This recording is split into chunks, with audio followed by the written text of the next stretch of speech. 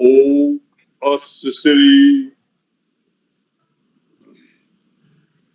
गणपति षडाक्षर मंत्रस्य भार्गव ऋषि अनुष्टुप छंदः विघ्नेश देवता यम बीजम वम शक्ति सर्वाभीष्ट सिद्ध्यर्थे जपे विनियोगः वक्रतुंड महाकाय सूर्यकोटि समप्रभ निर्विघ्नं कुरु मे देव सर्वकार्येषु सर्वदा वक्रतुंडाय हुं वक्रतुंडाय हुं वक्रतुंडाय हुं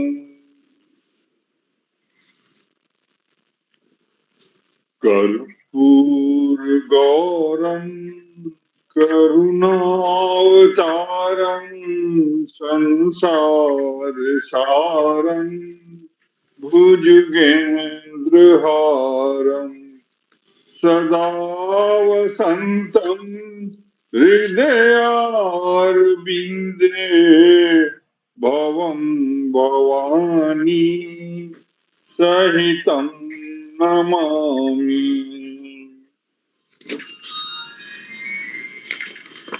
गुरुर्ब्रह्मा गुरुर्विष्णु गुरुर्देव महेश्वराय गुरु साक्षात् परम ब्रह्म श्री गुरुवे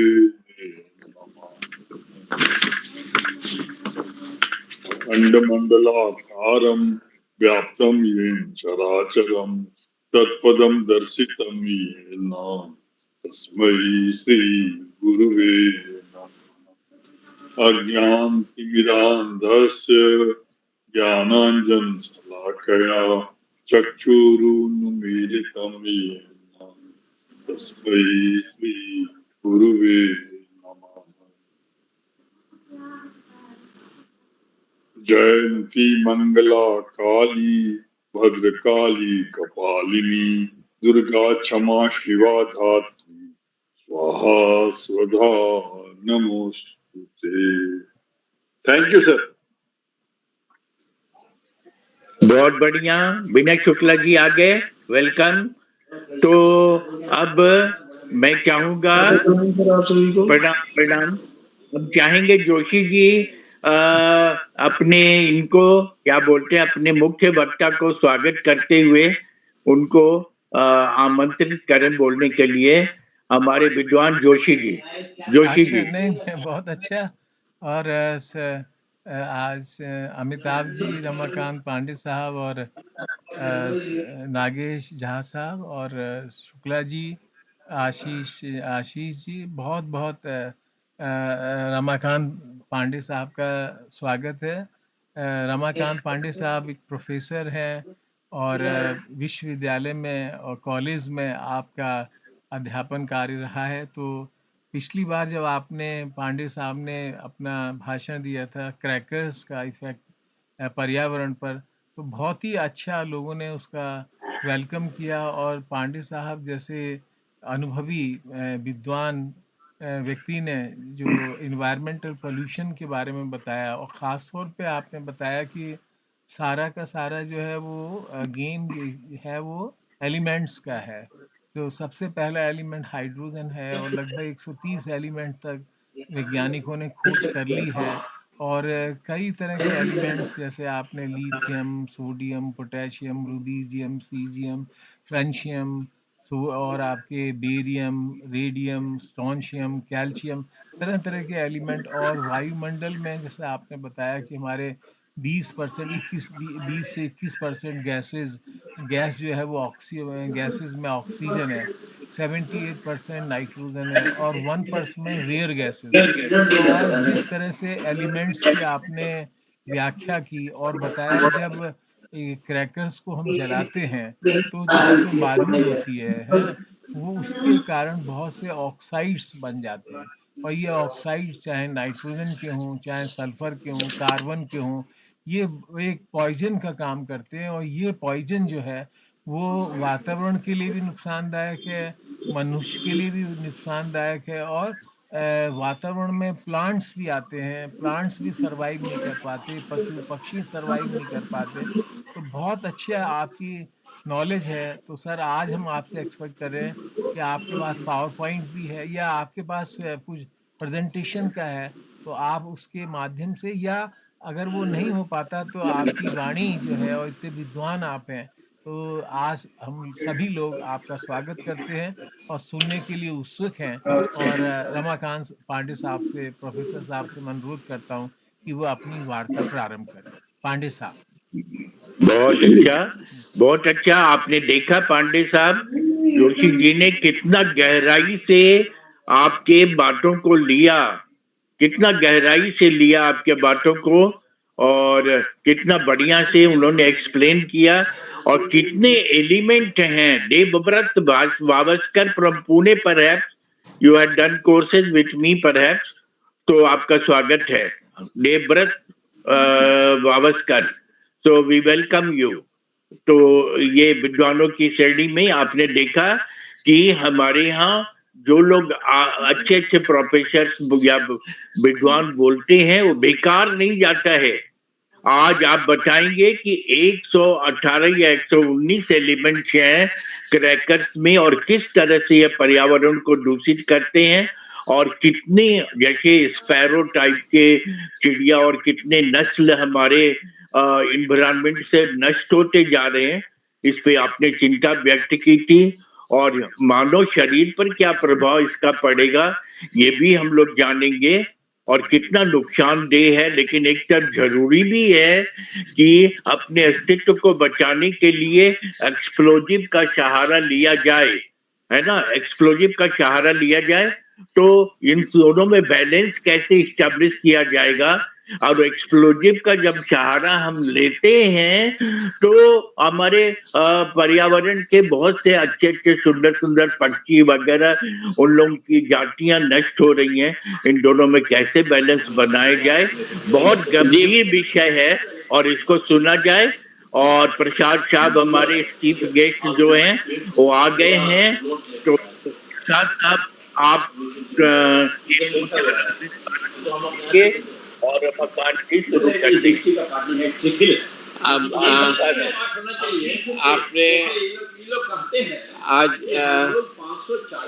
प्रसाद साहब इस स्थिति में नहीं है कि विषय को लेकर के कुछ आगे बढ़े, लेकिन हृदय में प्रेम, प्यार और आज के वक्ता के लिए असीम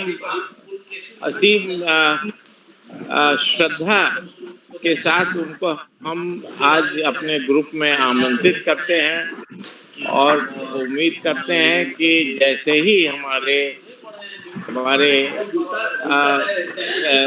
नागेश जी संस्कृत में गणेश वंदना से या शिव वंदना से आज के समय को पवित्र कर देंगे, तो उसके साथ ही हम लोग आज का कार्यक्रम शुरू कर दें।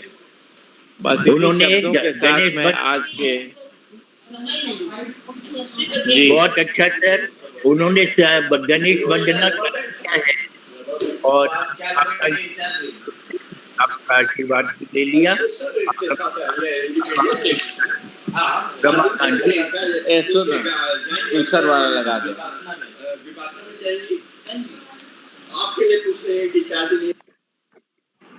हाँ, रमाकांत जी शुरू कर दीजिए। नमस्कार सर, आप सभी को समवेत रहे न रहे हम, वो याद है ना? जी जी रहे न रहे। जी जी जी सर हम रहे न रहे, ये कारवां चलते रहना चाहिए। जी मैं कह रहा था कि पिछले दिन बहुत सारी बातें हुई और क्रैकर्स को रोकने की बात की अपील की थी हमने। उन सभी लोगों से अपील की थी जो लोग इसका हिस्सा बनते हैं।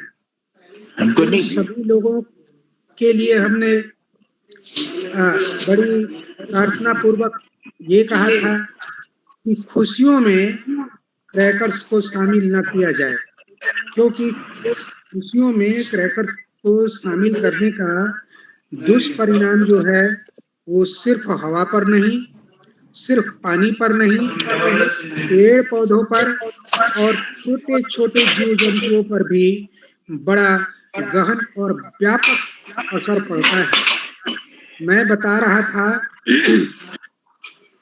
मैं बता रहा कुछ आवाज आ रही है उधर से। मैं बता रहा था कि हमारे पर्यावरण में पेड़ पौधों के साथ साथ छोटे छोटे जीव जंतु सब के सब इन क्रैकर्स से प्रभावित होते हैं। आपको जान करके बड़ा आश्चर्यजनक दुख होगा कि क्रैकर्स के प्रयोग से 180 से लेकर 200 डेसिबल तक का सडन साउंड प्रोड्यूस होता है। सडन साउंड का मतलब ये है कि आप कहीं चुपचाप बैठे हैं, आप अपनी किसी क्रिया में लगे हैं, आप सचेत हैं या फिर अचेत हैं, ये 140 डेसिबल का साउंड जो है वो बड़ी खतरनाक स्थिति में पहुंचा देता है। आपको जान करके दुख होगा कि 140 से ऊपर का डेसिबल का साउंड जो है वो कान के पर्दे को सीधा सीधा प्रभाव डालता है और छोटे बच्चों को, बूढ़े लोगों को, यहाँ तक कि स्वस्थ लोगों को भी बहरा बनाने के लिए, कान के पर्दे को फाड़ देने के लिए वह काफी है। तो इस क्रैकर से सबसे पहले ध्वनि का प्रदूषण हुआ और ये ध्वनि का प्रदूषण जो है ऐसे ही नहीं है।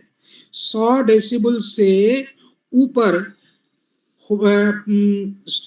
साउंड अगर प्रोड्यूस हो तो ऐसे में बहुत छोटे छोटे जीव जंतु जैसे कि फुलसुंगी, गौरैया और भी कई ऐसे नाजुक जीव हैं जिनकी मृत्यु साउंड के प्रोड्यूस होने से हो जाता है। रात में सभी पशु पक्षी जीव अपनी अपनी सुविधा के अनुसार वृक्षों की टहनियों पर अपना बसेरा लेते हैं और ये वृक्ष कहाँ होते हैं?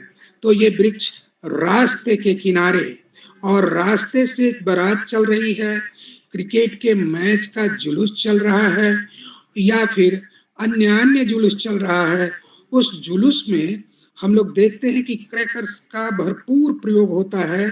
इस प्रयोग से आपको पता है क्या क्या निकलता है?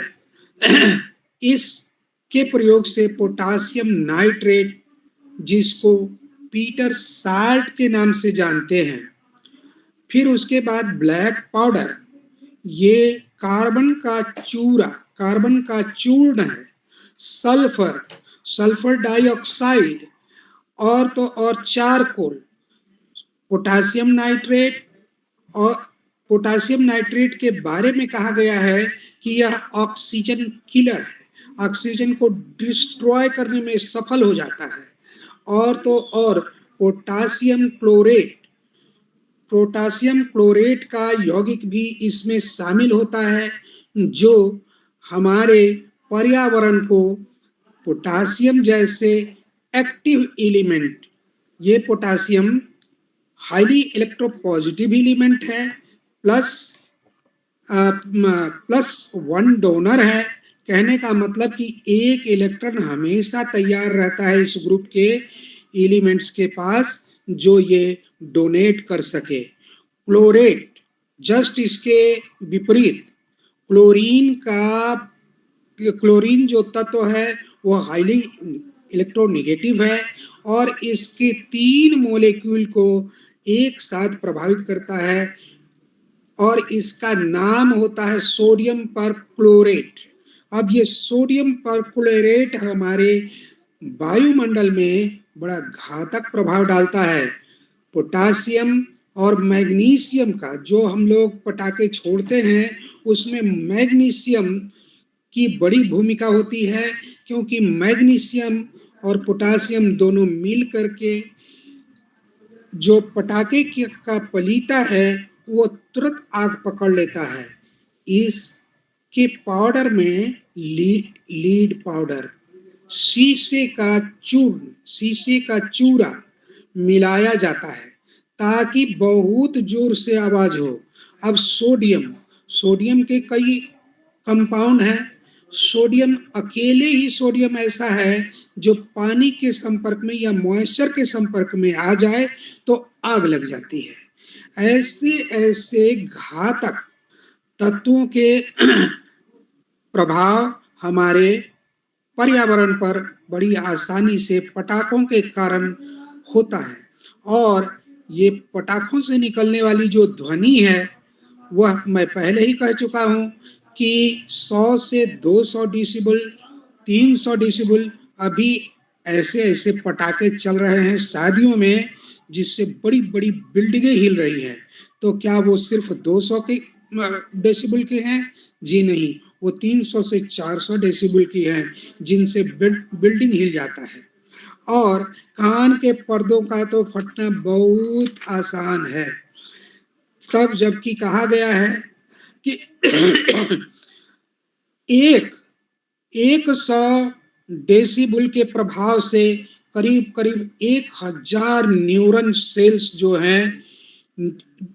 सेल्स मर जाया करते हैं।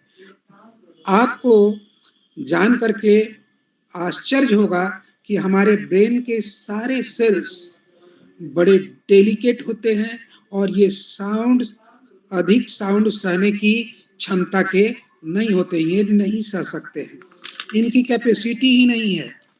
आजकल नए सिरे से पटाखों को प्रभावकारी बनाने के लिए RDX का प्रयोग किया जा रहा है, C3H6N6O6।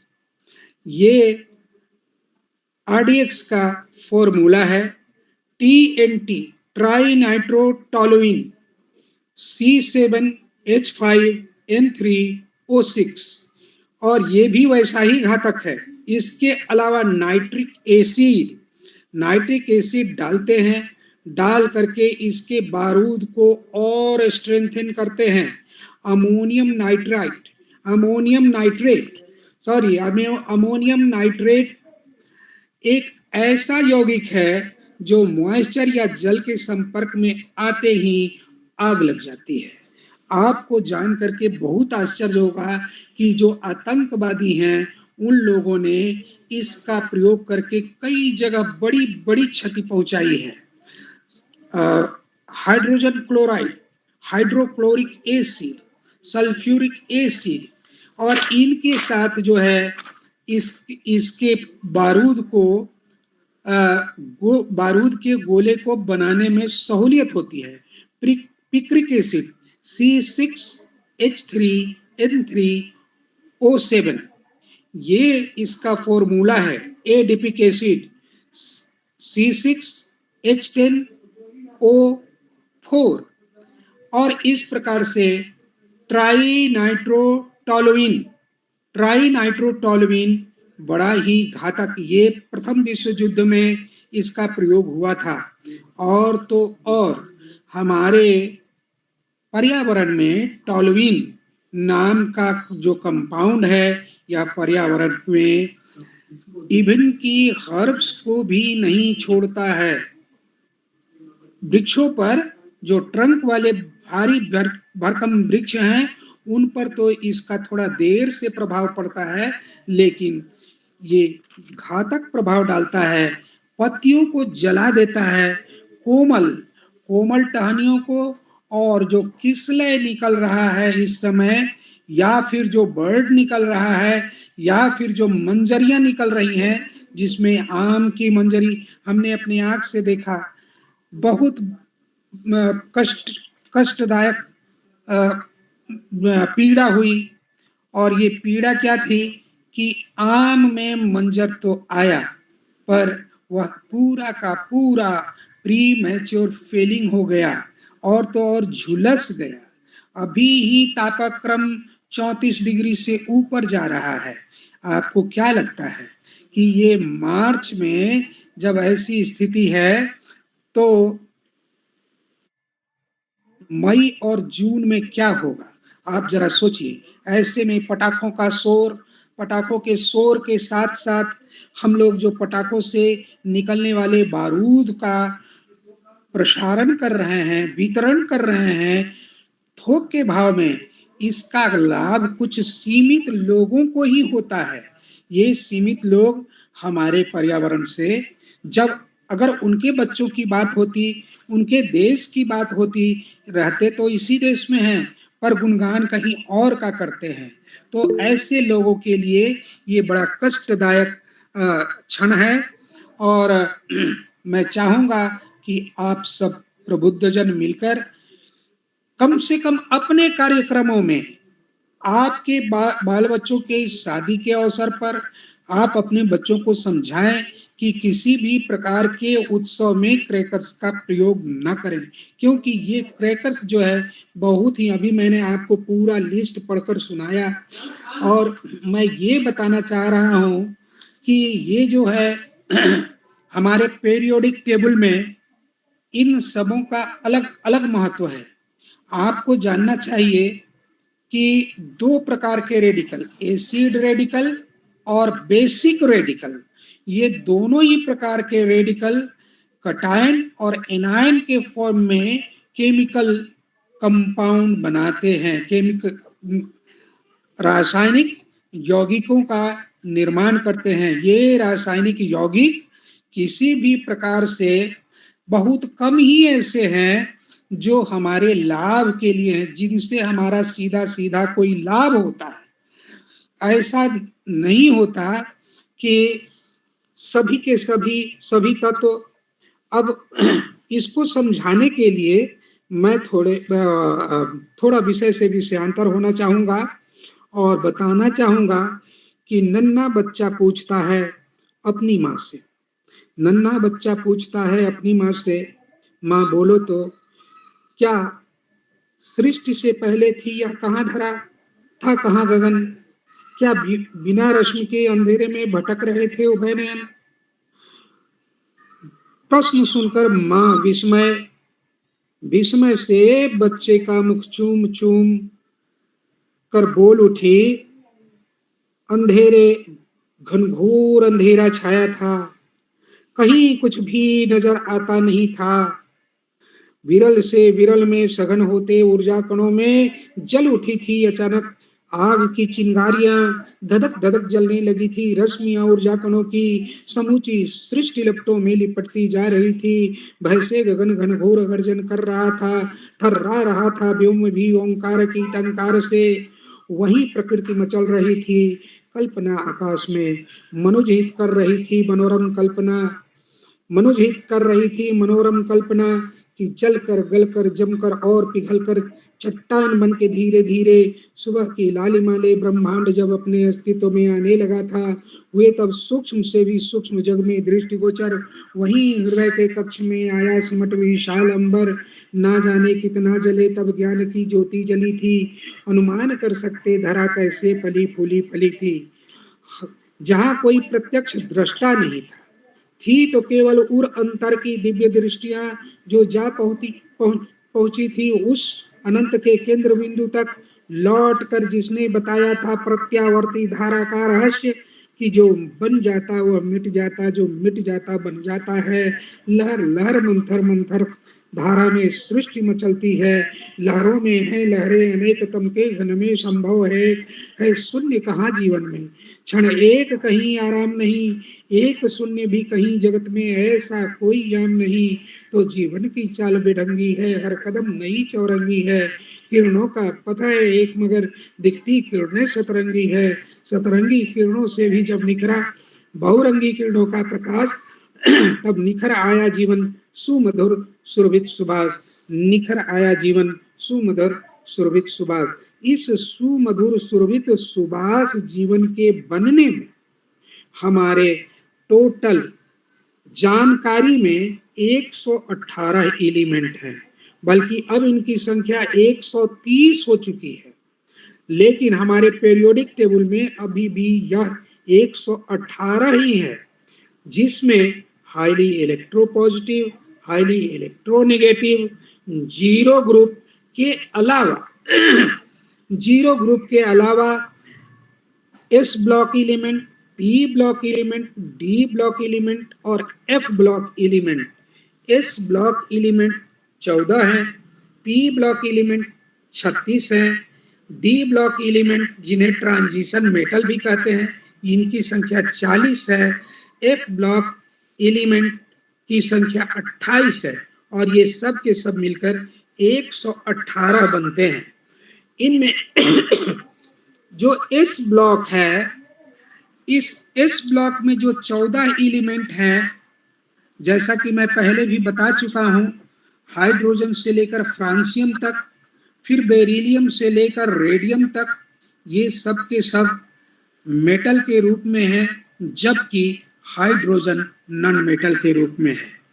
यही जब हमारा डी ब्लॉक शुरू होता है, scandium, yttrium, lanthanum, actinium, titanium, zirconium, hafnium, rutherfordium, vanadium, niobium, tantalum, dubnium, chromium, molybdenum, tungsten, seaborgium, manganese, technetium, rhenium, bohrium, ferrum को आयरन भी कहते हैं, iron, ruthenium, osmium, hassium, cobalt, nickel, rhodium, iridium, magnesium, nickel, palladium, platinum, darmstadtium, copper, silver, gold, roentgenium, zinc, cadmium, mercury और कोपरनीशियम।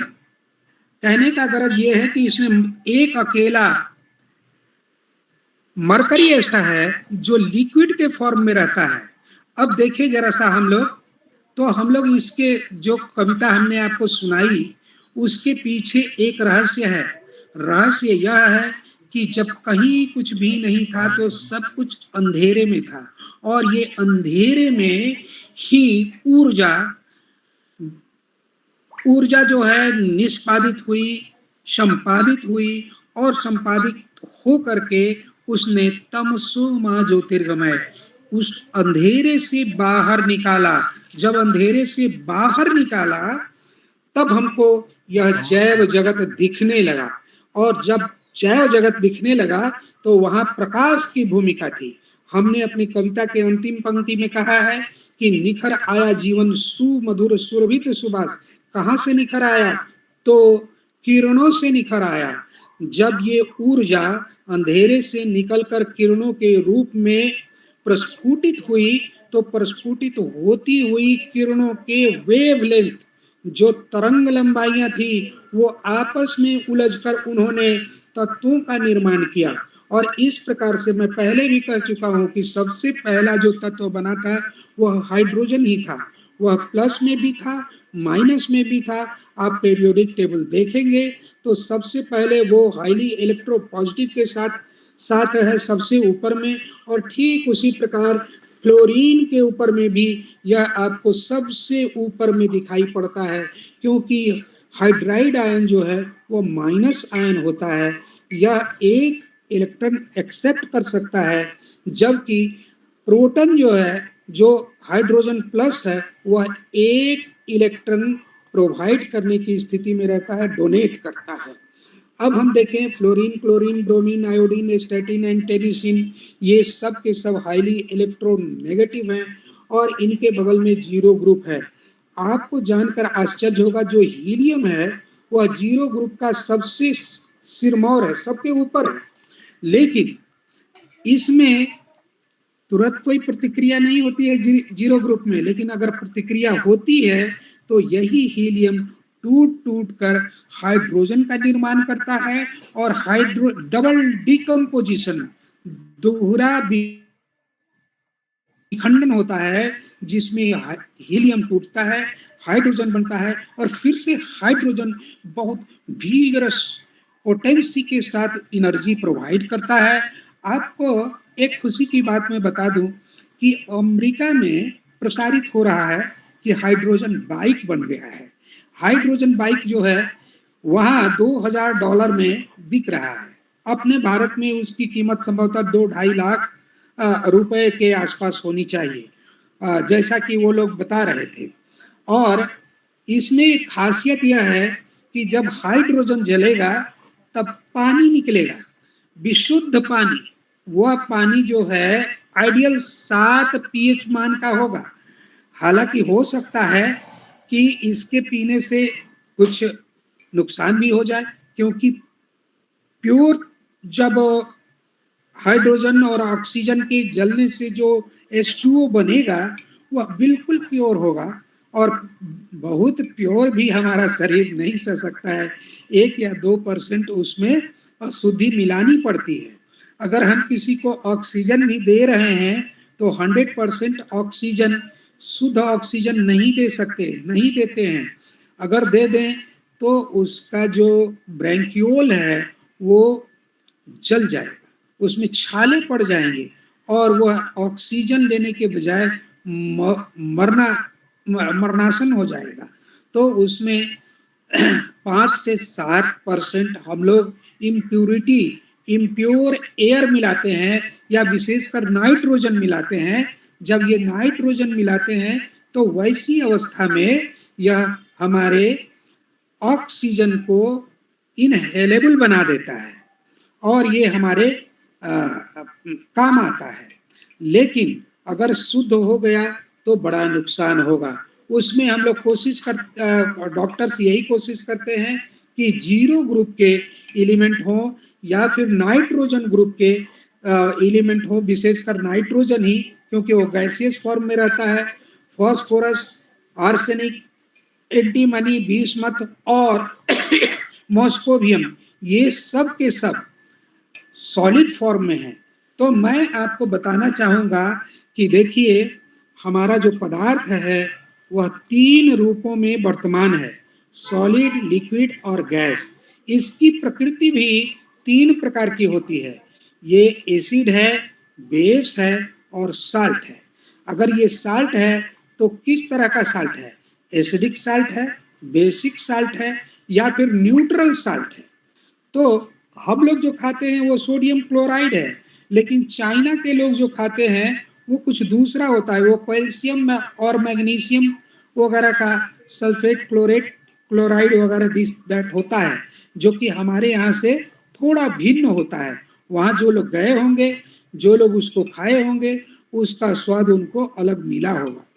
तो चूंकि उस salt में वो जैसे अल्भा, एक एल्गी है अल्भा, वो समुद्र के किनारे होता है, वो उसको डायरेक्ट लाते हैं और वॉश करके मेरीन वाटर का असर हटा करके उस पर वही साल्ट छीट करके उसका सलाद खाते हैं वो लोग, चाइना और जापान में। ताइवान में भी, और संभवतः सिंगापुर वगैरह जो तराई के इलाके हैं उनके, वहाँ के लोग बड़े चाव से उसका सलाद खाते हैं। तो अब हम लोग आ जाएं कि यहाँ हमने आपको उनका 3 प्रकार बता दिया, प्रकृति, आकृति और प्रकृति बता दिया। अब ये पदार्थ जो है हमारे पीरियोडिक टेबल में सबसे ऊपर जो हाइड्रोजन है वो गैसियस फॉर्म में है, बाद बाकी सब के सब सॉलिड फॉर्म में है। और देखिए तो जो ये पारा है ट्रांजिशन मेटल का, वह पारा भी लिक्विड फॉर्म में है, जबकि हाईली इलेक्ट्रोनेगेटिव ग्रुप का फ्लोरीन, क्लोरीन और ब्रोमीन जो है, ब्रोमीन स्पेशली, वह भी लिक्विड है। बाद बाकी कुछ गैस और कुछ सॉलिड्स हैं।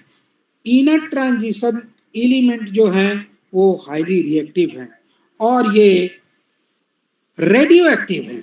इतना ही नहीं, जो हमारा ट्रांजिशन मेटल का ग्रुप है जिसको हम डी ब्लॉक एलिमेंट कहते हैं, इसमें भी रेडियो एक्टिव प्रॉपर्टी है, रेडिएशन की क्षमता स्वतः है, और ये शुरू हो जाता है रेडियम से ही। रेडियम के बाद स्कैंडियम, वाइट्रियम, लैंथेनम, एक्टिनियम जो है ये भी, और इसके बाद टोटल ये आपको जिंक, कैडमियम, मरकरी और मॉस्कोवियम नहीं, कॉपरनीशियम तक, स्कैडियम से लेकर कॉपरनीशियम तक सबके सब रेडियो एक्टिव कंपाउंड हैं, और ये रेडियो एक्टिव एलिमेंट हैं जो रेडियो एक्टिव कंपाउंड बनाने में या किसी भी प्रकार का जो यौगिक बनाते हैं, तो हम सबों ने हमेशा और हमेशा से एक ऐसे ही तत्व को चुना है जो अगर यौगिक बनाए तो हमारे लिए फ्रूटफुल हो, और ये भी पता लगाया कि अगर ये हमारे लिए नुकसानदेह है तो उसको बनाने पर हम लोग रोक लगा देते हैं, रोकते हैं कम से कम। अब देखिए एक तत्व और है, पोटेशियम, रुबिडियम और सीजियम, यहाँ तक कि फ्रांसियम भी, ये भी रेडियो एक्टिव जैसा व्यवहार करने लगता है, क्योंकि ये हाईली इलेक्ट्रोपॉजिटिव है, तुरंत एक इलेक्ट्रॉन दे करके कंपाउंड बनाने की स्थिति रहती है। इसका हमारे चमड़े पर बड़ा बुरा असर पड़ता है। चमड़े पर तो इतना बुरा असर पड़ता है कि ये ल्यूकोडर्मा जैसी स्थिति क्रिएट कर देता है, और आदमी, आपने सुना होगा, उसको देहाती भाषा में हम लोग बोलते हैं चरक हो जाना। तो ये बड़ा भयावह लगता है, समाज से वह आदमी बहिष्कृत हो जाता है। इसीलिए इन तत्वों के पर रोक लगाया जाना चाहिए। और आपको जान करके बहुत आश्चर्यजनक दुख होगा कि हमारे पटाखों में इनका खास करके सोडियम का, पोटेशियम का, सीजियम और फ्रांसियम का, मैग्नीशियम का बहुतायत से प्रयोग होता है। इसके ऊपर जो रेडिकल बनते हैं, एनायंस में खास करके fluorine, chlorine, bromine, iodine, astatine, tennessine जितने भी हैं, ये सब के सब -1 वैलेंसी वाले तत्व हैं, और इन -1 वैलेंसी वाले तत्व हमेशा इलेक्ट्रोपॉजिटिव वाले जैसे lithium, sodium, potassium, rubidium, caesium के साथ ही कंपाउंड बनाते हैं, बहुत तेजी से कंपाउंड बनाते हैं। इसका जो कंपाउंड है वह जितना रिएक्शन करके जिस तेजी से कंपाउंड बनाता है, और इससे जो ऊर्जा निकलती है वह भी कष्टदायक है। इसमें जो ऊर्जा इन्वॉल्व होती है वह भी एक हिडन एनर्जी है जो समय आने पर विस्फोट के साथ बाहर निकलती है। दूसरा, +2 एनर्जी वाला जितना भी कंपाउंड है, तो ये +2 एनर्जी वाला टोटल का टोटल हमारा निकल भी है, आयरन भी है, कैडमियम भी है, बेरियम भी है, और फिर जिंक भी है। अब इसमें कुछ ऐसा है जैसे कि देखिए क्वाइनेज मेटल में कॉपर, सिल्वर, गोल्ड एंड रांथजेनियम, ये क्वाइनेज मेटल है। और क्वाइनेज मेटल में अस और इक दो तरीके का, जैसे फेरस, फेरिक,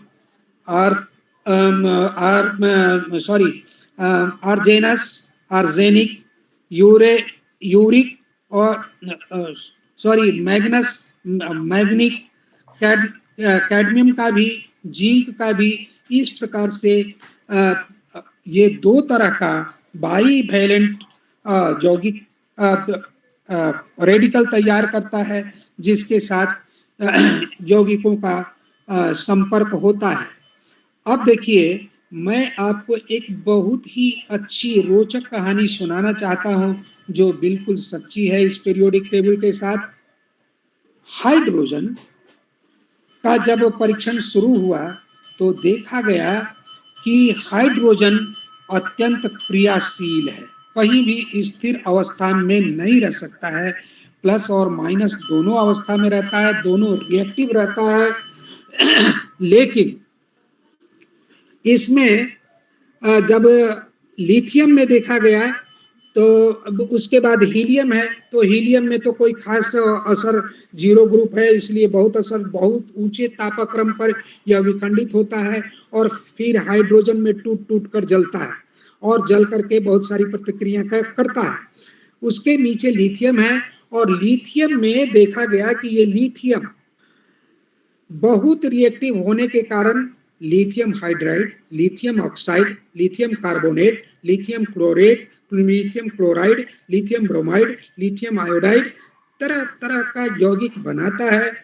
जब बेरिलियम को देखा गया तो कुछ बहुत इसका अभी तक प्रकाशित नहीं हो पाया है, लेकिन बोरन के बारे में जब देखते हैं तो बोरन ये बताता है कि बोरन के पाउडर का प्रयोग अगर हम लोग पॉलन पर करें या सोमैटिक सेल पर करें तो तुरंत जर्मिनेशन हो जाता है, पॉलन जर्मिनेशन हो जाता है।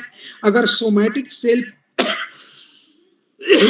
पर इंडिविजुअल सेल पर डालें और इसका कल्चर करें, कल्चर मीडियम में रखें तो यह भी जर्मिनेट कर जाता है। यह सोमैटिक कल्चर कहलाएगा और सोमैटिक कल्चर जो है वो गैमेटिक कल्चर की तुलना में ज्यादा फ्रूटफुल है।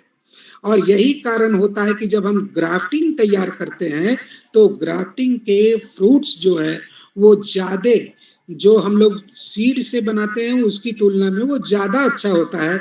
इसीलिए सोमैटिक प्रोपगेशन के लिए बोरन का बहुत अच्छा उपयोग है। अब आ जाइए कार्बन में। कार्बन का जो एटॉमिक नंबर है वह 6 है इसके, और यह पी ब्लॉक एलिमेंट है। कार्बन जो 6p ब्लॉक एलिमेंट है, इसमें इसके p ब्लॉक में 4 इलेक्ट्रॉन होता है, जबकि s ब्लॉक में सेटिस्फाइड s2 होता है। अब ये जो है कार्बन का 4 इलेक्ट्रॉन देने की कैपेसिटी होती है और 4 इलेक्ट्रॉन लेने की कैपेसिटी होती है। यही कारण है कि हमारा ये कार्बन बहुरूपता प्रदर्शित करता है, बहुरूप बनाता है, इतने ज्यादा यौगिकों का निर्माण करता है कि हमारे पीरियोडिक टेबल में देखने के लिए तो मात्र 118 एलिमेंट हैं, पर इनके यौगिकों की जो संख्या है वो अनंत है। हम एक दो लोग अगर पूरे जीवन भी तत्परता के साथ आर्टिफिशियल इंटेलिजेंस के साथ भी अगर लगे रहें तो एक जीवन में पार नहीं लगेगा। लगभग आधी आबादी जो है 7 अरब की अगर एक साथ लगे तो कुछ को हम लोग ढूंढ पाएंगे, एक पार्ट पार्सल तैयार कर पाएंगे कि इतने एलिमेंट हैं सिर्फ इतने नोन में, और अननोन का तो कुछ कहना ही नहीं है। जो अननोन है वो अननोन है। तो अननोन की भी दुनिया 130 के ऊपर है। अब पीरियोडिक टेबल में उनको स्थान कहाँ मिलता है? देखने लायक बात है कि वो ट्रांजिशन मेटल है, डी ब्लॉक कहने लायक है, इनर ट्रांजिशन है, एफ ब्लॉक कहने लायक है, पी ब्लॉक कहने लायक है, या एस ब्लॉक कहने लायक है। किस तरह का अभी उस पर मैं समझता हूं कि वैज्ञानिकों की परिचर्चा चल रही होगी, प्रकाशित नहीं हुआ है, इसीलिए मैं आपको सुना नहीं पा रहा हूं, आपने कहीं पढ़ा भी नहीं होगा, लेकिन जैसे ही वो प्रकाशित हो जाएगा आप हमसे पहले पढ़ लेंगे, ये मेरा पूरा विश्वास है। और मुझे मौका देंगे तो मैं भी आपको सुनाऊंगा। लेकिन ये जो हमारे पीरियोडिक टेबल में हाइड्रोजन और कार्बन, ये दोनों जब मिलते हैं तो बनता है हाइड्रोकार्बन, और ये हाइड्रोकार्बन की दुनिया इतनी बड़ी है। ये दोनों हाइड्रोजन और कार्बन स्ट्रक्चरल एलिमेंट के रूप में काम करते हैं, स्ट्रक्चर बनाते हैं। आप सामान्य बोलचाल की भाषा में ऐसा कह सकते हैं कि इनके प्रयास से हम लोग हाइड्रोकार्बन जो बनाते हैं उसकी दुनिया बहुत बड़ी है। अब इसके साथ अगर नाइट्रोजन जुड़ जाए, इस चेचिस के साथ अगर नाइट्रोजन जुड़ जाए तो हमारी फर्टिलिटी एडेड हो जाती है, उसमें शामिल हो जाती है। हमारा वह बना हुआ कंपाउंड फर्टाइल हो जाता है, और इतना ही नहीं, वह बायोमोलिक्यूल जैसा बिहेव करने लग जाता है। अभी आपने देखा होगा बहुत सारे वायरल और वायरस, जैसा कि आपको HIV वायरस, फिर अभी कोरोना वायरस, फिर तरह तरह के वायरस आते रहते हैं। उनमें जो है एक विशेष बात है कि वायरस स्पेसिफिक बाय नेचर होता है, वह अपने स्पेसिफिसिटी के लिए और रिस्पॉन्सिबल होता है। अगर नाक पर का वायरस है तो किसी भी कीमत पर वह आंख पर असर नहीं दिखाएगा। अगर कान का वायरस है तो वह नाक पर, ओंठ पर या कहीं और अपना असर नहीं दिखाएगा। हम सब जानते हैं कि जैविक अभिक्रियाओं में दो ही महत्वपूर्ण अभिक्रिया है, पहली पोषण और दूसरी प्रजनन। तो ये पोषण की अवस्था इसकी नहीं है, और जब पोषण की अवस्था नहीं है तो प्रजनन की भी अवस्था नहीं है, क्योंकि ये हाफ लाइफ है। कार्बन, हाइड्रोजन और नाइट्रोजन से बना हुआ सारा का सारा कंपाउंड बायोमोलेक्यूल है, और दूसरे शब्दों में अगर इसको हम वायरस कहें तो वायरस है। तो इस वायरस में अगर ऑक्सीजन शामिल हो जाए, जस्ट उसके बगल वाला 8वां तत्व शामिल हो जाए, तो ये प्रोटोप्लाज्म बनाने में कैपेबल हो जाता है। और जब यही प्रोटोप्लाज्म किसी सेल बाउंड्री के अंदर पहुंच जाता है तो उसे साइटोप्लाज्म कहते हैं। सिमिलर थिंग को, प्रोटोप्लाज्म को ही हम लोग साइटोप्लाज्म कहते हैं। With in the boundary cytoplasm, outside the boundary यह प्रोटोप्लाज्म होता है। यह प्रोटोप्लाज्म और साइटोप्लाज्म जब तक हाइड्रोजन, कार्बन, नाइट्रोजन और ऑक्सीजन नहीं मिलेगा, किसी कीमत पर नहीं बनेगा। और अगर बन गया तो यह बैक्टीरिया कहलाएगा। और आपको जानना चाहिए कि यह bacteria he the smallest organism है। वायरस ऑर्गेनिज्म है ही नहीं। इसको क्लियर कर लेने की जरूरत है कि वायरस किसी भी कीमत पर ऑर्गेनिज्म नहीं है, वह बायोमोलेक्यूल है। और हमारे सेल के अंदर भी बहुत सारे, जैसे राइबोसोम, पहले उसको ऑर्गेनेल, सेल ऑर्गेनेल में पढ़ते थे। जैसे जैसे ज्ञान बढ़ा है वैसे वैसे लोगों ने उसको और सेल ऑर्गेनेल से बाहर निकाला है, सेल की ऑर्गेनेल की बाउंड्री में नहीं रखा है। और राइबोसोम जो है उसके प्लेटफॉर्म पर प्रोटीन बनता है। प्रोटीन इटसेल्फ बायोमोलेक्यूल है, और इस प्रकार से एक लंबा चेन बनता है। प्रोटीन का मतलब होता है वह कंपाउंड जो सबसे पहले बना। तो सबसे पहले कौन बना? हाइड्रोजन, कार्बन, नाइट्रोजन के मिलने से जो कंपाउंड बना वह बायोमोलेक्यूल है।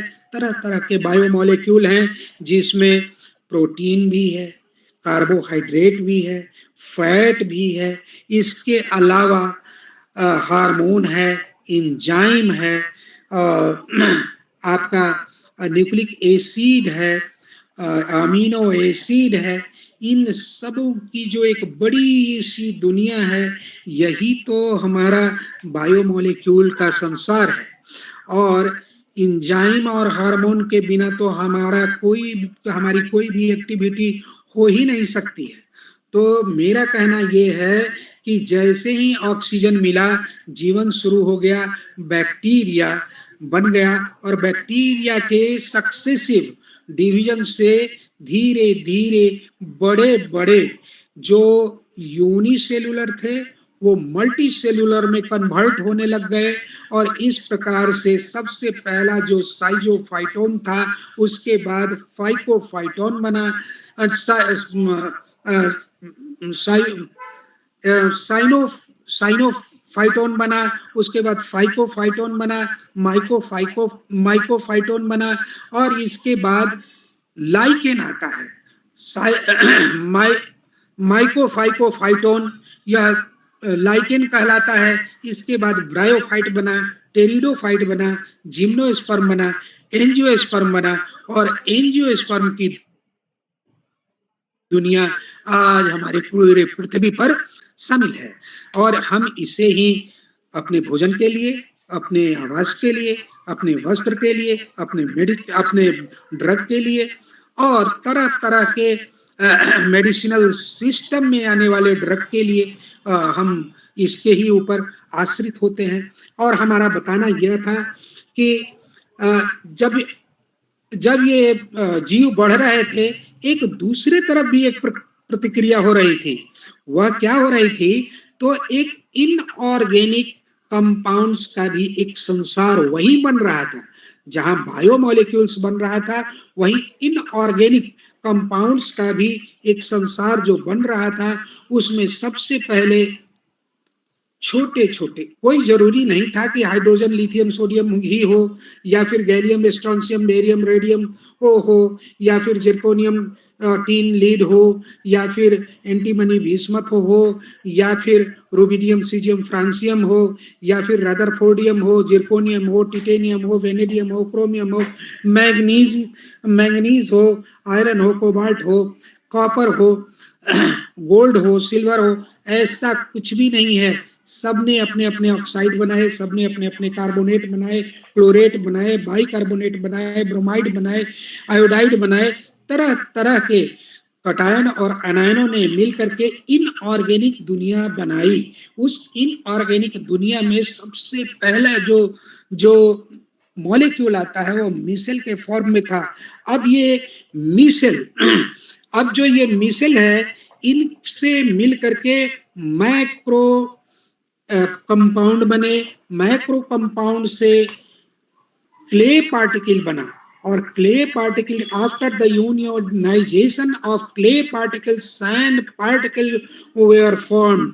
After the unionization of sand particle stones were formed. Stone के बन जाने के बाद चट्टान बने, और चट्टानों के मिलने के बाद प्लेट्यू बने, और प्लेट्यू के मिलने के बाद प्लैनेट अर्थ बना।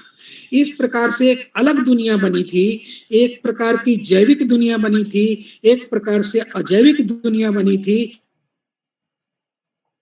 और इसी में जैविक और अजैविक दुनिया को मिला करके हमारे पर्यावरण में जीवों का विकास हो रहा था, संवर्धन हो रहा था, परिवर्तन हो रहा था। अब देखिए, आज अगर डायनासोर होते तो आदमी बैठ करके चैन से कोई प्रवचन नहीं दे पाता, ये तय है। कुछ मानव शरीर में भी कुछ डायनासोर्स हैं। ये डायनासोर्स आतिशबाजियों का सहारा लेते हैं, और आतिशबाजियों का सहारा लेकर पूरी पर्यावरण को खराब कर रहे हैं। छोटे छोटे जीवों की तो ऐसे ही हत्या हो जा रही है। मैं आपको बताना चाह रहा था कि देखिए, उस दिन पहले मुझसे थोड़ी गलती हो गई। गलती ये हो गई कि मैंने कहा कि आंख को धोना चाहिए। अब किसी भी पानी से तो नहीं धो सकते हैं ना, क्योंकि आंख सबसे डेलिकेट है। इसके मॉइस्चर में सल्फर डाइऑक्साइड जो गैसियस फॉर्म में निकला था, नाइट्रस ऑक्साइड, नाइट्रिक एसिड जो गैसियस फॉर्म में निकला था, इस आंख के मॉइस्चर से nitric acid, sulphuric acid, hydrochloric acid बनाता है, और वो हमारे कॉर्नियल लेयर को, कॉर्नियल लेयर ही नहीं, आंख के आइरिस के कॉर्नियल लेयर को वो डैमेज करता है। और जब डैमेज करता है तो इरिटेशन होता है, और इरिटेशन होता है तो हम लोग आंख मलने लगते हैं। आंख को धोने के लिए पानी बहुत प्योर होना चाहिए, एकदम। अगर 7 pH का नहीं मिले तो कम से कम 6 pH का हो, 6.5 pH का हो, 8 pH का हो। किसी भी पानी साफ होना चाहिए, उस पर कोई परत नहीं होनी चाहिए। उससे आंख धो लें तो हमारे आंख के परतों में जो एसिड बन रहा है, वह एसिड डाइल्यूट हो जाएगा, और तब हमारे आंख को वह प्रभावित नहीं करेगा। चमड़े पर कहीं खुजली हो रही है, हमें दिख नहीं रहा है कि किस कारण हो रही है, तो निश्चित रूप से कोई बैक्टीरिया है, या फिर कोई वायरल मॉलिक्यूल है, वायरियोल है, वायरस है, जो भी है, वो हाफ लाइफ वहां अपने आप को एस्टैब्लिश करना चाह रहा है। इसीलिए उसे भी पानी से धो दें तो हमारा निवारण हो जाएगा। बहुत ज्यादा खुजली हो रही है तो हम ईथर का प्रयोग कर सकते हैं, या फिर स्पिरिट का प्रयोग कर सकते हैं, यहाँ तक कि अल्कोहल का भी प्रयोग कर सकते हैं। ईथर का प्रयोग कर सकते हैं, अल्कोहल का प्रयोग कर सकते हैं, एसीटोन का भी, डाइल्यूट एसीटोन हो तो उसका भी प्रयोग कर सकते हैं। कुछ नहीं हो तो घर में करू तेल हो, नारियल का तेल हो, या फिर कोई दूसरा सॉफ्ट ऑयल हो, हेयर ऑयल हो, या फिर करू का तेल हो, इस तरीके से, या घी हो, तो हम लोग उसको लगा करके उस इचिंग को मिटा सकते हैं या फिर इच गार्ड खरीद के लगा सकते हैं। कहने का गरज ये हमारा है कि हम अपनी शरीर की सुरक्षा के लिए बहुत सारा प्रयास कर सकते हैं ऐसे भी। तो लगता है कि समय 8 से ऊपर हो गया है, लोगों के कमेंट भी आने चाहिए और लोग तो बहुत कम है, मात्र 6 ही हैं, तो 6 लोगों का क्या कमेंट होगा। खैर कोई बात नहीं, मैं यही कहना चाह रहा था कि करीब करीब 16 आदमी आए हैं, 16 आदमी, तो तो कुछ लोग 16 चले आदमी गए। हैं। चलिए अभी अभी यहाँ प्रिंट में 12 हैं। मेरे मैं छोटे मेरे से स्क्रीन कमेंट पर के साथ मेरे हाँ, स्क्रीन पर मैं सिर्फ 6 ही दिख रहे हैं। नहीं अगर 12 आदमी हैं।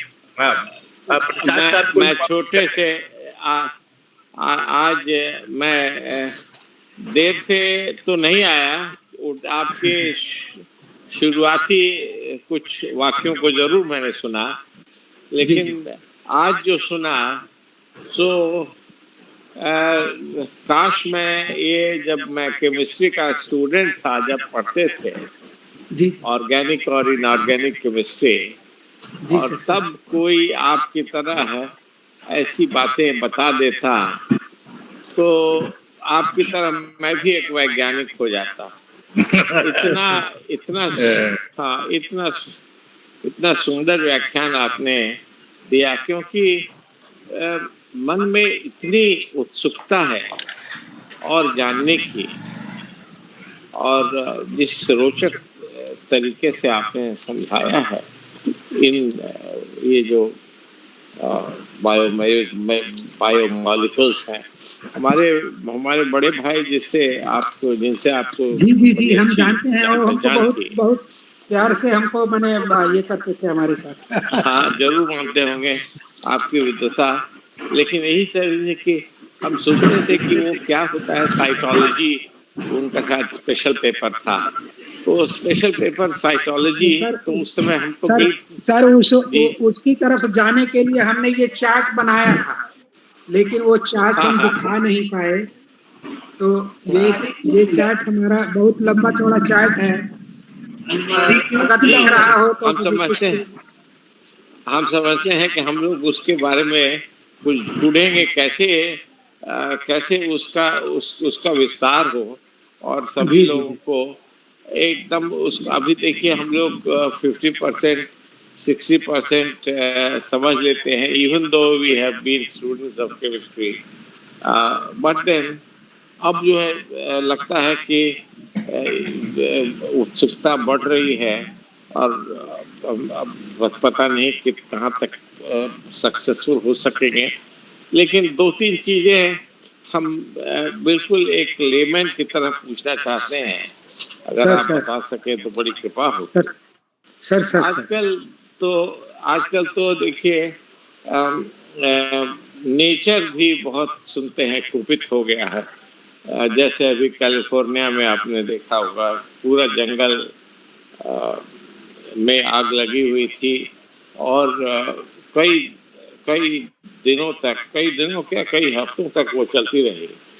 तो जी जी जी सर हम अब इसको हम जोड़ के देख रहे हैं कि इसमें तो मनुष्य का हाथ नहीं रहा होगा, ऐसा तो मैं नहीं सोचता हूँ, क्योंकि बहुत गहरी जंगल है, और हालांकि उसमें भी कुछ आबादी है, लेकिन ये समझ में नहीं आता कि ये चिंगारी नेचर खुद पटाखे लगाती है, ऐसा भी होता होगा।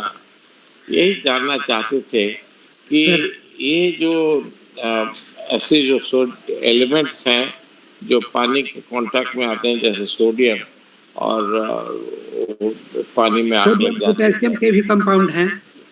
हाँ, तो नेचर क्या उसको कंट्रोल नहीं कर पाती है, या नेचर में है, नेचर में तो होगा ही, सोडियम के जी जी कंपाउंड होंगे, पोटेशियम के कंपाउंड होंगे, तो और ये भी है कि मॉइस्चर के कांटेक्ट में भी आते होंगे। तो क्या यह सोचा जाए कि ये दोनों जो है, ये दोनों नहीं बने, इनका जो कॉम्बिनेशन है वह भी करता होगा जंगल में आग का। सर बहुत पहले से, जब हमारी सभ्यता विकसित नहीं हुई थी, 1,60,000 बरस पहले प्राइमेट धरती पर आया। और जब धरती पर आया तो वो मैंने वृक्षों को आर्बोरियल हैबिट छोड़ करके वो टेरेस्ट्रियल हैबिट को अपनाया था। तो उसके जी पहले से भी ये बड़वा नल और दावा नल दो स्थितियां होती थी। एक जंगल में आग लगना और एक समुद्र के तल में आग लगना। वहां तो पानी है, वहां भी आग का होना हो जाता था। तो वो इन्हीं हाईली इलेक्ट्रो पॉजिटिव और हाईली इलेक्ट्रो नेगेटिव के माने रिएक्शन के कारण ही पानी के अंदर लावा का निकलना संभव है। वह जो है हमारे अंतर्गर्भीय, पृथ्वी के अंतर्गर्भीय स्रोतों से वह ऊर्जा उत्सर्जित हुई है। और उस ऊर्जा को काफी समुद्र के सतह पर काफी ऊंचे ऊंचे बुलबुले निकलते हैं, जो सतह के नीचे हो रही है प्रक्रिया। और ये आश्चर्यजनक बात है कि भाई पानी में आग कैसे लगा। तो पानी में आग लगने के कारण सल्फर के लिए सल्फर भी रिस्पॉन्सिबल है, ये हाइड्रोजन भी रिस्पॉन्सिबल है, सोडियम भी रिस्पॉन्सिबल है, पोटेशियम भी रिस्पॉन्सिबल है। और इस प्रकार से और भी जो अननोन है, हम जिनको जानते ही नहीं है, उनकी भी तो उपस्थिति है ना हमारे इस टेरेस्ट्रियल क्लाइमेटिक कंडीशन में, उनका भी है हिस्सा है।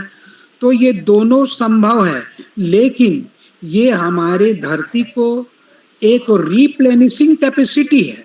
ये रिप्लेनिश करने के लिए कोई भी अति सर्वत्र वर्जित, जो हमारा कोई भी प्लांट का की कम्युनिटी है या एनिमल की कम्युनिटी है, उसके अति वृद्धि को चेक करने के लिए ये प्राकृतिक दशाएं जो हैं वो रिस्पॉन्सिबल हो जाती हैं। सर आपको याद होगा कि डायनासोर्स जो है वो हम आज होते तो हम कहीं नहीं होते। डायनासोर्स के समाप्ति के बाद ही चूहे जैसी एक मैमल प्रजाति उत्पन्न हुई थी, और उसी से बढ़ते बढ़ते गिलहरी, मेकाक, ओरेंगटान, दिस दैट होते होते प्राइमेट बने थे। जो प्राइमेट आर्बोरियल हैबिट में रहता था 1,60,000 बरस पहले, वह टेरेस्ट्रियल हैबिट को अपनाया। और जब टेरेस्ट्रियल हैबिट को अपनाया तब उसने सबसे पहला एग्रीकल्चर वर्क किया, और एग्रीकल्चर में भी महिलाओं की सबसे पहले भूमिका है। उन्होंने वाह ही वाह वाह, वंडरफुल, बहुत सर बहुत सर बहुत, इतना अच्छा लगा। अभी आप बोलिए, सॉरी हम आपको इंटरप्ट नहीं करना चाहते थे। सर सर सर ये सर सर भीतर से आवाज निकली जब आपने कहा कि आर्बोरियल से टेरेस्ट्रियल और टेरेस्ट्रियल से फिर सीधे एकदम महिलाओं की जो इनिशिएटिव आई जी सर, एग्रीकल्चर को लाने में, इस जी पर सर, जो आपने प्रकाश डाला तो अनायास मेरे मुंह से निकल गया कि वाह, ये एक ऐसी नॉलेज है जो सर बहुत कम लोग महिलाओं को इसका श्रेय नहीं देते हैं। सर उसके साथ एक कारण था कि महिलाओं को हेचिंग करना पड़ता था, बच्चों को लेकर के वृक्षों पर तुरंत चढ़ जाना और फिर नीचे आकर के भोजन कलेक्ट करना। उसमें कई बार वो महिलाएं मर जाया करती थी। और जो बीस्ट हैं जैसे लायन हुआ, लेपर्ड हुआ वगैरह, ये सब अटैक करते थे, मार डालते थे। कभी कभी पूरा ग्रुप माने भोजन के खोज में माइग्रेट कर जाता था इधर से उधर, लेकिन प्रेग्नेंट होने के कारण वो वुमन नहीं कहीं जा सकती थी। तो उसने जो बहुत दिनों तक एक जगह रहने की मजबूरी हो गई, उसी में इस एग्रीकल्चर का जन्म हुआ था। सिर्फ बच्चे का ही जन्म नहीं हुआ था, इस एग्रीकल्चर का भी, चूंकि वह उस समय में गिरे हुए बीज को और सड़े कटे फलों को ही खा करके उसने अपना जीविकोपार्जन किया था, मैंने अपना जीवन चलाया था। और वैसी स्थिति में और फिर जब अच्छे दिन आए, फल लगे, तब फिर से वह ग्रुप आया। तो इनका जो है सो तब तक डोमेस्टिकेशन हो चुका था। ऐसी जी स्थिति जी में जी महिलाओं ने ही सबसे पहले घर को बनाने की, आज भी मैं देखता हूँ नानी दादी सब जो बड़ी बूढ़ी महिलाएं हैं वो घर में वही सामान जुटाती हैं, वही लोग जोड़ घटाव करती जी हैं जी किसी भी प्रकार से, आज हाँ भी वो हाँ परंपरा है। सर। बहुत सुंदर बहुत सुंदर बहुत सुंदर। सर।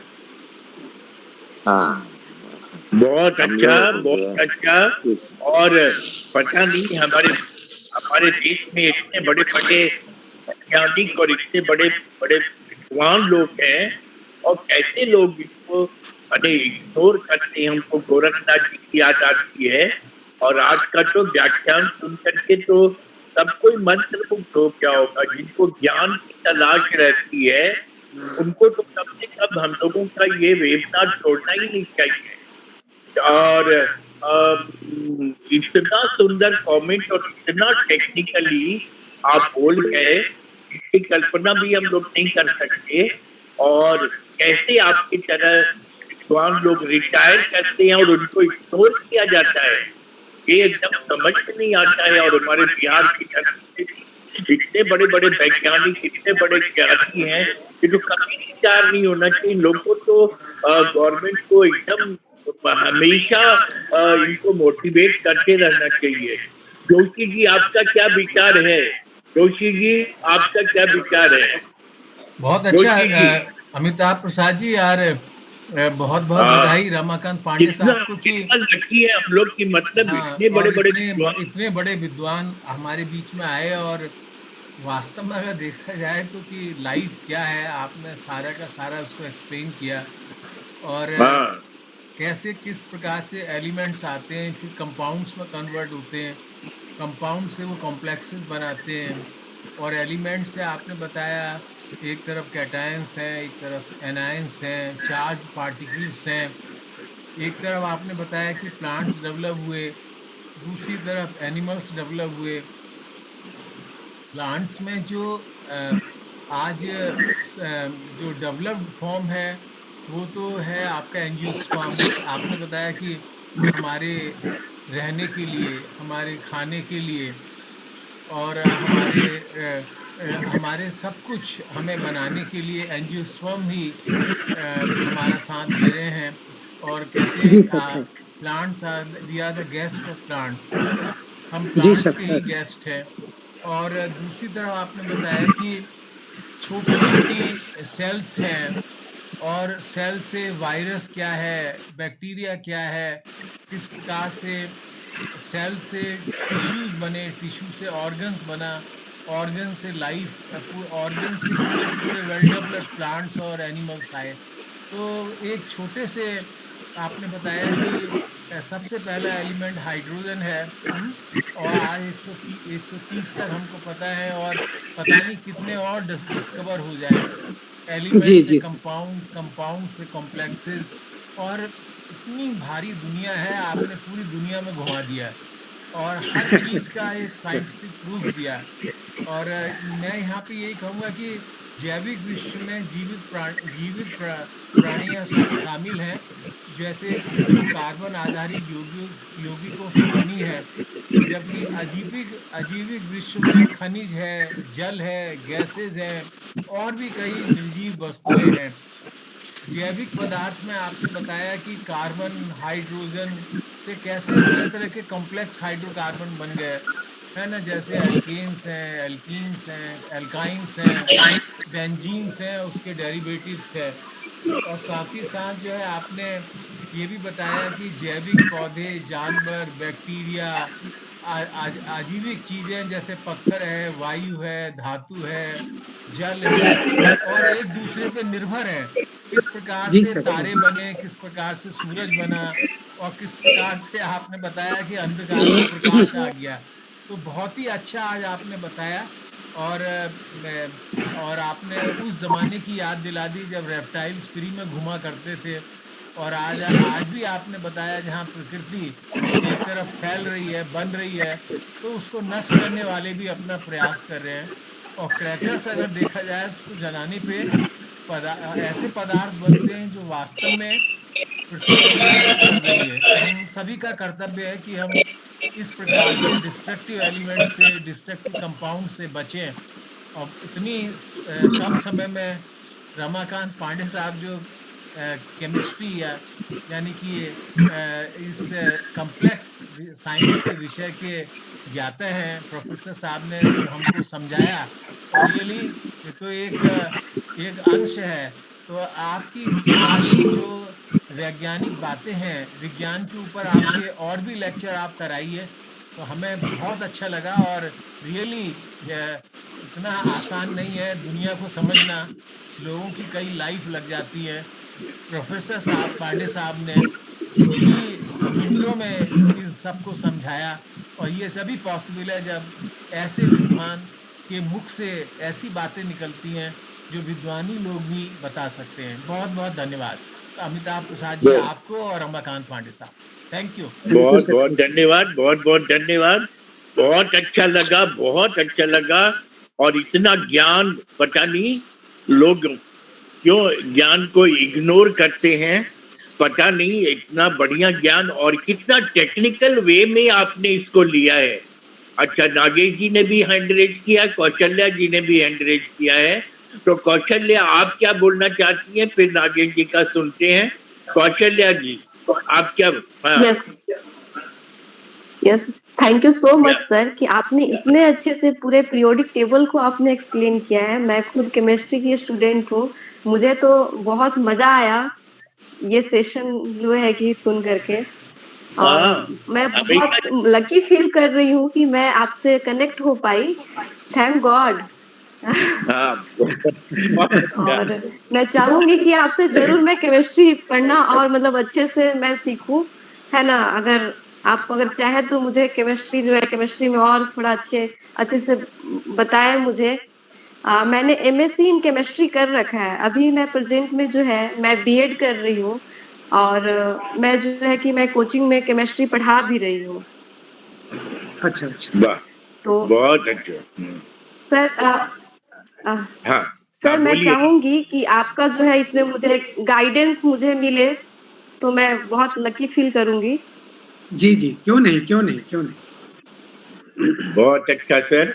और ये स्टूडेंट्स के मन में एक जिज्ञासा आई कि आपका गाइडेंस लेके आगे बढ़े। ये बहुत बड़ा लक का बात है कि हमारे देश में ऐसे ऐसे विद्वान हैं। सत्यनारायण नागर जी जयपुर से, आपका क्या रिएक्शन है? सत्यनारायण नागर जी जयपुर से, हाँ बोलो साहब। Sir, I am really thank you to Ramakant sir that ये सारा वेबिनार जो है अपने ह्यूमन मानवीय सभ्यता के लिए बहुत अच्छी बात बताई इन्होंने। जैसे जैसे प्रकृति में हस्तक्षेप बढ़ रहा है, पृथ्वी की निर्माण से लेकर इन्होंने जैसे जैसा आगे बढ़ाया, और उसके बाद क्या कैसे कैसे ये कोरोना वगैरह जैसे जैसे बड़ी परिस्थिति की संतुलन के लिए ये बहुत ही नॉलेजेबल। और एक प्रकार का मैंने हालांकि लेट ज्वाइन किया, पर लेकिन मुझे बहुत ही ये अच्छा यूजफुल लगा सभी के लिए, सभी मानव जाति के लिए और हर एक व्यक्ति के लिए। कि जैसे अभी अपने सामने म्यांमार का और ये थाईलैंड का भी हुआ ही है प्राकृतिक हस्तक्षेप से भूकंप का, जैसे अभी अपने आज ही पेपरों में पढ़ने को मिला, वहाँ पर कितना मानव जाति को और कितना नुकसान हुआ है। तो ये बहुत ही अच्छी नॉलेजेबल चीज बताई इन्होंने। इसके लिए मैं इनके लिए बहुत ही थैंकफुल हूँ और बहुत ही लकी हूँ कि मैंने ये बहुत नॉलेजेबल एक चीज प्राप्त की है। Thank you sir. बहुत अच्छा, हमेशा ज्वाइन कीजिएगा। कल अमेरिका से बोल रही हैं संगीता टोडमल जी, ग्रीन माइंडसेट पर, वो भी कल सुनिएगा, कल भी आइएगा, बहुत इम्पोर्टेंट है। और 2 आईएएस हमारे चीफ गेस्ट होंगे, तो कल का दिन भी बहुत इम्पोर्टेंट है। नागेश झा जी, ये भी एक विद्वान से कम नहीं है, और ये भी बहुत अच्छा। अभय कृष्णन जी भी हैं, हम उनको भी सुनेंगे। तो नागेश झा जी, आप अपना कमेंट दें प्लीज। नागेश झा जी। सर, ये भाषण बहुत ही सारगर्भित था। मैं रमाकांत जी को साधुवाद देता हूँ। रादर बहुत अच्छा लगा। एक एक तथ्यपूर्ण बातों उनकी जो है सारी चीज हमारे मेमोरी में रादर नोट हो गई। मैं केवल ऐड कर दे रहा हूँ, बस, और कुछ नहीं। ऐसा है सर, 2025, 26, 27, 28 ये जो है इसमें सर ये एक मुंडेन एस्ट्रोलॉजिकल ये है जो फोरकास्ट है कि वही जो जंगलों में आग लगेगी, भूकंप आएगा, सुनामी आएगा, even it has been predicted also rather कि 19 सितंबर 2028 में वर्ल्ड वॉर भी शुरू होगा, इंडिया ही शुरू करेगा, हम लोग उतने सक्षम हो जाएंगे। तो ये सब चीजें भी हैं अपने जगह पर, ये सब एस्ट्रोलॉजिकल है, दिस इज नॉट नागेश झाज, मैंने भी कहीं से जानकारी रखी है, ये मतलब अथॉरिटेटिव बहुत सारे लोग हैं, ऐसे लोग हैं, IITian लोग अपना भविष्यवाणी सब किए हुए हैं। तो यही मैं रमाकांत जी को कह रहा था, कुछ मदर नेचर भी अपना रोल अदा करती है, जैसे जो कोरोना आया तो ऐसे ही बहुत सारी चीजें हैं, और होपफुली सुनामी भी आने की उम्मीद है। एंड मैं टचवुड, गॉड ब्लेसिंग, अपना भारत देश अभी हर चीज से सुरक्षित है, और इसके आगे मैं कुछ नहीं कहूंगा। जो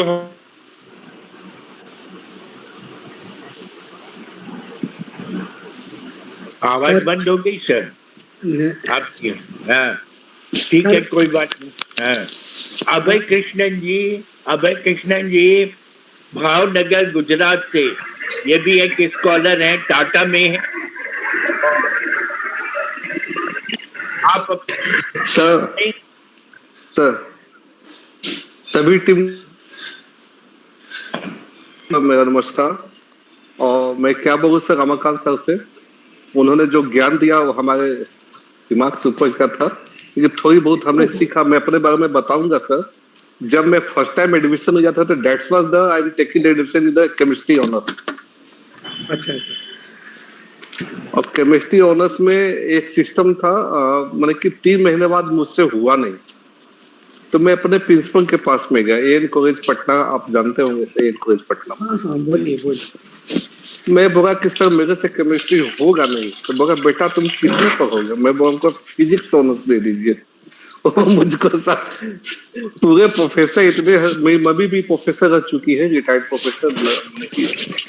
तो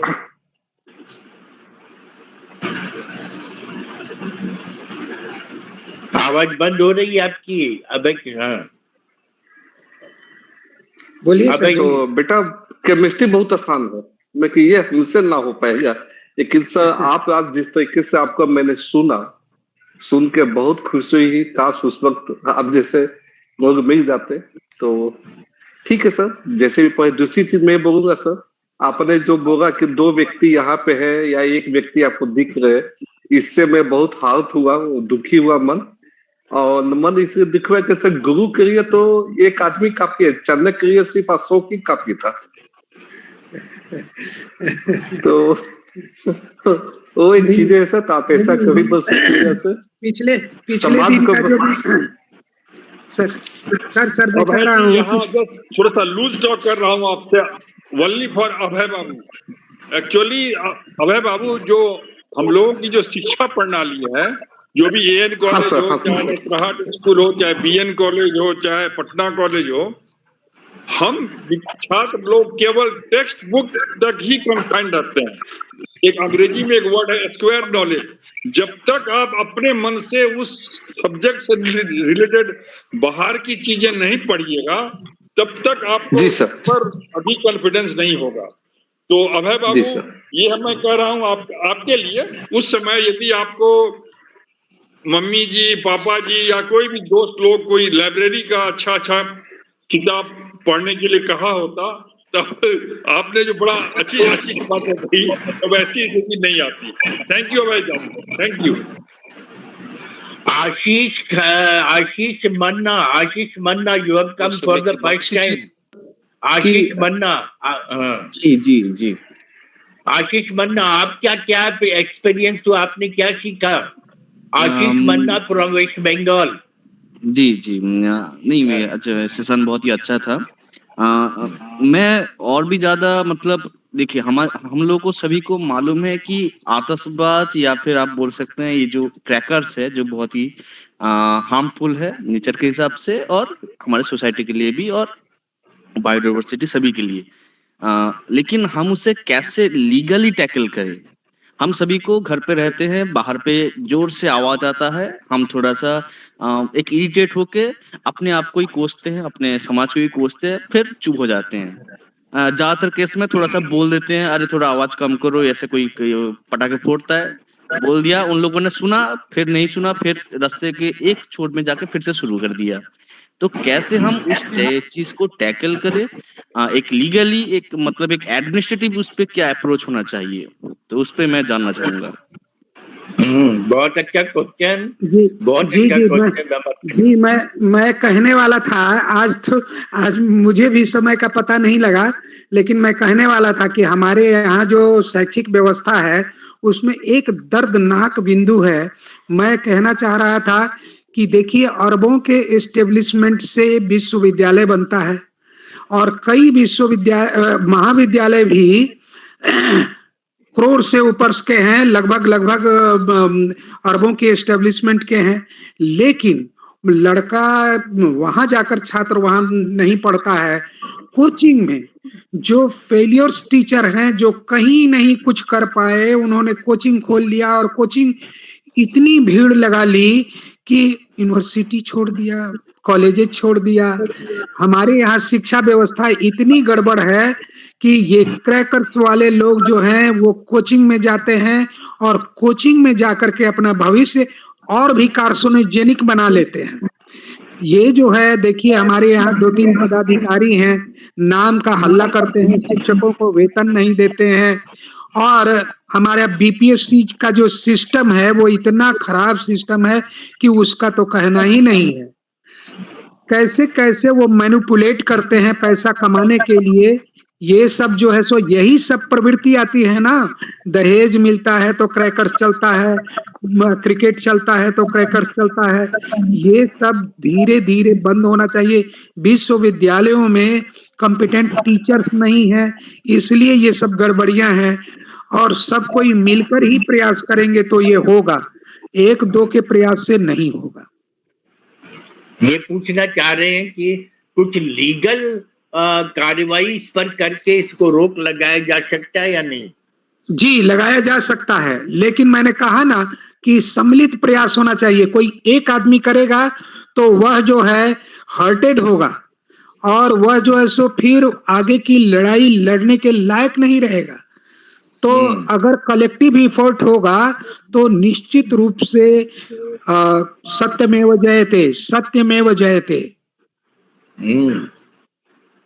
आशीष साहब, इसका क्या है कि मतलब सब कोई मिल करके इसका विरोध करे और एक कानून बनाने को बाध्यता दे कि अब क्रैकर्स का उपयोग हम लोग नहीं करेंगे, तो और इसका बताए कि, और ऐसे थे मतलब रमाकांत पांडे जैसा विद्वानों का हर समय कॉन्फ्रेंस कराए जिसमें बताए कि इसमें 118 एलिमेंट्स हैं और कितने डैमेजिंग एलिमेंट्स हैं, और इस एलिमेंट से नेचर को क्या नुकसान हो रहा है और कितने तरह के चिड़िया और पक्षी का विनाश हो रहा है, आदमी के शरीर पर क्या प्रभाव पड़ रहा है, ये सब चीजों को डाल करके क्रैकर्स के यूज को बंद करने का प्रयास। एक दो पंक्ति में और 1-2 बात कहना चाहूंगा कि हमारा पूरा का पूरा शरीर क्रैकर्स से प्रभावित होता है। ब्रेन सेल्स से लेकर के, हार्ट से लेकर के, स्किन से लेकर के, आई से लेकर,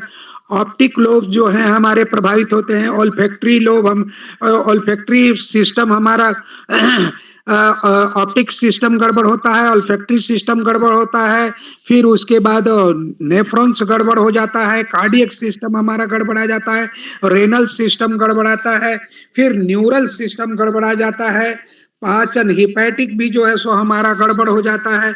तो क्योंकि पानी हमारा पोल्यूटेड हो जाता है, एयर पोल्यूटेड हो जाता है, इससे बचने के लिए हमें एक आइन की आवश्यकता है, एक लॉ की आवश्यकता है, वो कलेक्टिव एफर्ट की आवश्यकता है।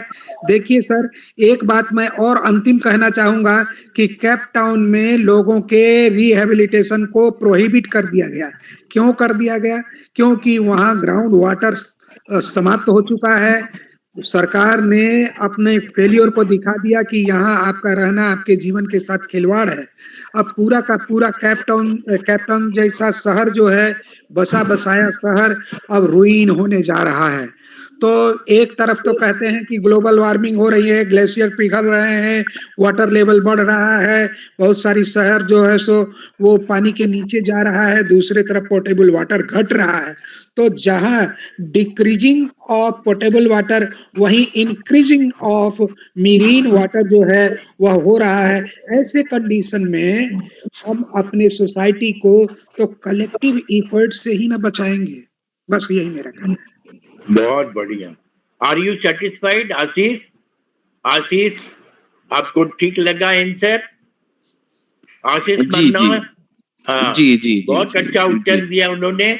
आपने भी बहुत अच्छा प्रश्न किया था कि अभी यहाँ पे तो हम रोक दिए, फिर दूसरे जगह जाकर फिर क्रैकर्स बजाने लगा, तो उन आदमियों को भी नुकसान होगा, उनको समझ में आना चाहिए और सब कोई मिल करके एक कानून बनाने के लिए बाध्यता देना चाहिए और ऐसे ऐसे विद्वानों का कॉन्फ्रेंस होना चाहिए और हमेशा दिल में आग लगा देना चाहिए कि ये चीज खराब है, इसके पीछे इसके लिए लड़ो और इसके लिए बोलो। हम अपने वेबिनार से भी और इसका तो रिकॉर्डिंग हम चेष्टा करते हैं कि पीएम ऑफिस में भी जाए और सब जगह जाए और हमारे विद्वानों को मान्यता मिले और हम लोग जो प्रपोजल दे रहे हैं उसको इम्प्लीमेंट किया जाए, उसको इम्प्लीमेंट किया जाए और क्रैकर्स का यूज एकदम बंद करने का प्रयास किया जाए, क्योंकि जितना भयानक पोजीशन आज 2 बार के इसमें हमारे रमाकांत साहब ने बताया और इतना टेक्निकली बताया और हालांकि हमारे 17-18 विद्वान शामिल हुए थे और सबने अपना कमेंट भी दिया and we are lucky that Ashish Manna you have also come. आप अपना हमको हमारे इस नंबर पे ये भेज दीजिएगा, आपको मेंबर हम बना लेंगे, कोई फीस नहीं है, लेकिन हम विद्वानों की इज्जत करते हैं और हम चाहते हैं कि हमारा हमारा रिफॉर्म दुनिया को बदलने का, दुनिया को सुधारने का अभियान हम करते रहे। हमारे यहाँ बहुत बड़े पावरफुल लोग हैं, हमारे 445 लोग हैं और ये सब लोग हम लोग मिलकर के प्रयास करेंगे तो एक कानून बनेगा, कानून बन करके और आगे क्योंकि मैंने अकेले भी बहुत सा काम किया है और उसको इम्प्लीमेंट किया है। हमने कभी भी मैंने गलत चीज से समझौता नहीं किया है और बिहार जानता है, बिपाड जहां मैं काम करता था वो जानता है और हमने मुख्यमंत्री गवर्नर हाउस में अपना प्रोग्राम दिया है और दे करके हम उसको इम्प्लीमेंट करने का प्रयास करते हैं और करते रहेंगे।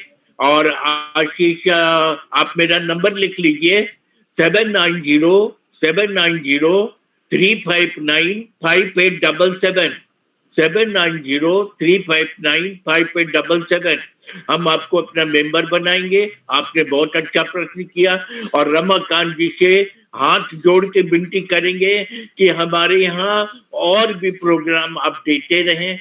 आपकी विद्वता को हम लोग महत्व देते हैं, आपकी विद्वता को हम इज्जत देते हैं और हम पूरे रिस्पेक्ट से आपको कभी रिटायर होने नहीं देंगे और सारी थैंक यू सर, दुनिया के थैंक यू। लोग सुन रहे हैं और ये आपकी रिकॉर्डिंग भी सारे लोग सुनेंगे। और अब हम चंद्रेश्वर खान साहब की अमृत बानी और उनका अमृत कमेंट सुनना चाहेंगे। चंद्रेश्वर खान साहब, चंद्रेश्वर खान साहब जी बहुत बहुत धन्यवाद। प्रणाम कैसा सर, लगा? प्रणाम प्रणाम। प्रणाम प्रणाम सर, प्रणाम। ये हम लोगों का सौभाग्य है बिल्कुल कि डॉक्टर रमाकांत पांडे से हम लोग संपर्क में हैं और ये इनकी खास विशेषता मैं देखता हूँ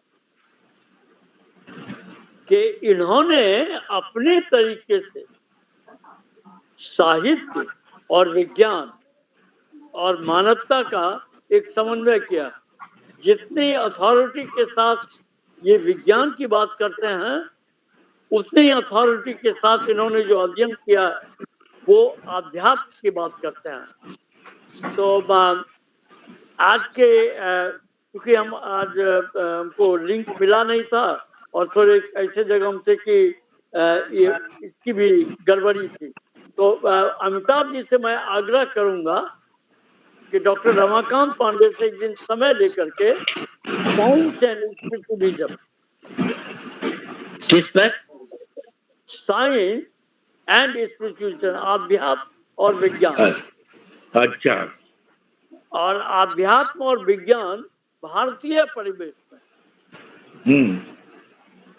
क्योंकि भारत में अध्यात्म का जो कार्य हुआ उसको हम लोग पढ़ें चाहे नहीं पढ़ें समझते हैं, लेकिन मौलिक विज्ञान के जो कार्य है उसको भी बिल्कुल ज्यादा डॉक्टर पांडे हैं। तो भारतीय विज्ञान और अध्यात्म ये है, विज्ञान और अध्यात्म सबके लिए है, कोई डिवीजन नहीं है। लेकिन जहां जहां कंट्रीब्यूशन है अपने देश का, इसको थोड़ा आप उजागर करें और इस पर कुछ खास पेपर आप पब्लिश करें, क्योंकि ये सब काम आपका चलते रहता है। ये आग्रह है। और अब आभार और धन्यवाद। जी सर। आभार और धन्यवाद आपकी विद्वता से।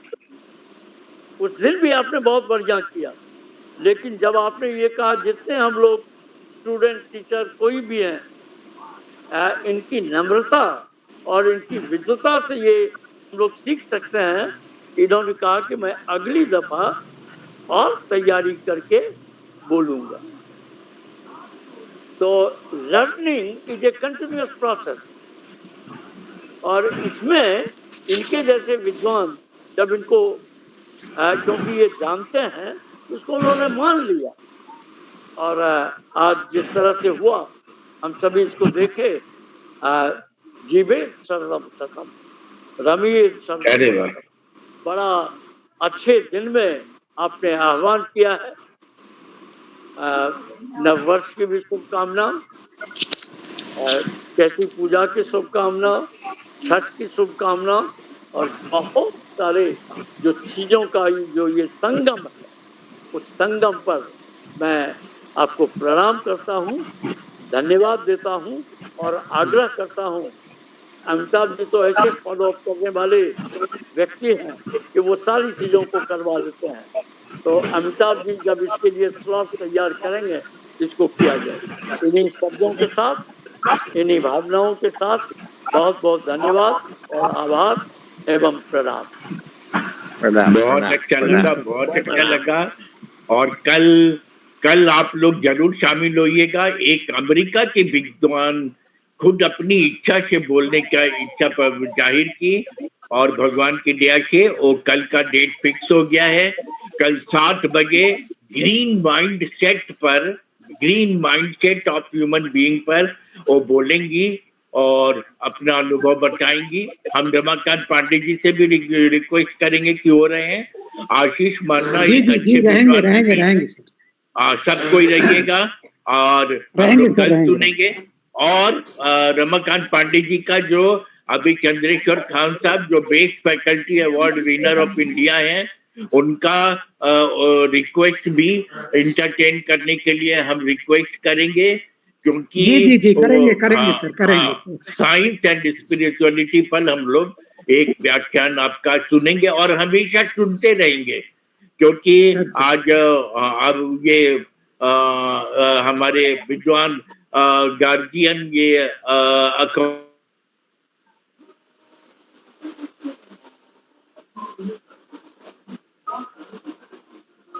बहुत बहुत धन्यवाद।